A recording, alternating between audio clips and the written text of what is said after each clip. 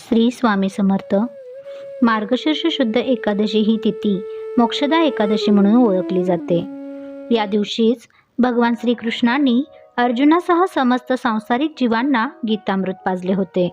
म्हणून हा दिवस, ही तिथी गीता जयंती म्हणून साजरी केली जाते। मात्र यंदा दिनदर्शिकेवर या दोन्ही सणांचा उल्लेख वेगवेगळ्या दिवशी करण्यात आला आहे।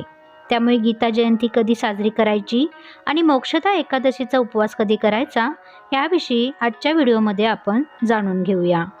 विष्णू भक्तांसाठी एकादशी हे व्रत म्हणजे एक पर्वणीच असते। त्यामुळे ते नेमाने सर्व एकादशी करतात। ज्यांना उपवास शक्य नसतो त्यांनी भगवान विष्णूंची पूजा करतात, तसेच साधा सात्विक आहार घेतात। ओम नमो भगवते वासुदेवाय नमः या मंत्राचा जप करतात किंवा विष्णू सहस्त्रनामाचे श्रवण आणि पठण करतात। मात्र जेव्हा एखादी तिथी विभागून येते आणि दिनदर्शिकेमध्ये 2 दिवसांवर एकाच तिथीचा उल्लेख आढळून येतो, त्यावेळी भाविकांचा गोंधळ होतो। जसे की स्मार्त आणि भागवत एकादशी।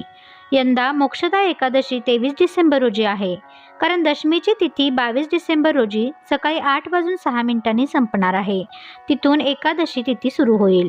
पण सूर्योदय आधीच होऊन गेल्याने एकादशीची तिथी 23 तारखेचा सूर्योदय पाहिल, म्हणून मोक्षदा एकादशीचा उपवास 23 तारखेला केला जाईल आणि गीता जयंती मात्र एकादशीच्या तिथीवर म्हणजेच 22 डिसेंबर रोजी साजरी केली जाईल।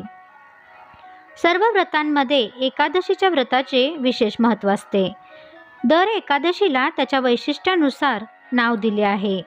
मोक्षदा एकादशीच्या नावावरूनच कळते की मोक्षदा म्हणजेच मोक्ष देणारी एकादशी अशी तिची ख्याती आहे। म्हणून मोक्षदा एकादशीला उपास करून विष्णूंची उपासना केली जाते। 23 डिसेंबरला हा उपवास केला जाईल। मग स्मार्त एकादशी म्हणजे काय याविषयी आपण जाणून घेऊया।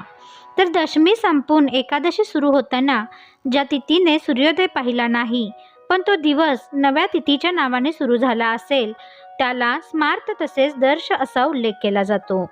म्हणजेच तिथी सुरू झाली पण तिथीशी संबंधित व्रत सूर्योदय पाहिलेल्या दिवशीच करायचे यासंबंधीची ती एक सूचना असते, म्हणून ती स्मार्त एकादशी। भागवत एकादशी म्हणजे काय, तर जी तिथी सूर्योदय पाहते ती तिथी आपल्याकडे ग्राह्य धरली जाते। म्हणजेच एकादशी तिथी आदल्या दिवशी सुरू झालेली असली तरी तिने दुसऱ्या दिवशीचा सूर्योदय पाहिला असेल तर तीच तिथी पाळली जाते। आणि दिनदर्शिकेवर देखील सूर्योदय पाहिलेल्या तिथीवर भागवत धर्माचे ध्वजचिन्ह दिसून येते। भागवत धर्म पाळणारे वारकरी बांधव त्यालाच भागवत एकादशी म्हणतात। स्मार्तवाले जिथून तिथी सुरू झाली ती तिथी मानतात आणि व्रत सुरू करतात, हा तो फरक आहे। स्मार्त म्हणजे जे लोक वेदांवर श्रुती स्मृती पुराण यांना प्रमाण मानतात, ज्यांना वैदिक धर्माचं ज्ञान आहे ते स्मार्त एकादशी पाळतात। थोडक्यात काय तर ऋषी मुनी तसेच कर्मकांड करणारे योगी स्मार्त एकादशी करतात।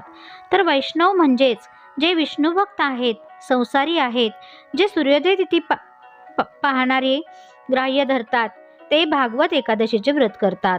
म्हणून विष्णू भक्तांनी स्मार्त एकादशीला विष्णू पूजा करावी, मात्र एकादशी व्रताचे पालन भागवत एकादशीलाच करावे असे शास्त्र सांगते। श्री स्वामी समर्थ। व्हिडिओ कसा वाटला नक्कीच सांगा। आवडला असेल तर लाईक, कमेंट, सबस्क्राईब करायला विसरू नका आणि शेअरही करा, जेणेकरून ही महत्त्वाची माहिती सर्व सेवेकरांपर्यंत पोहोचेल। श्री स्वामी समर्थ।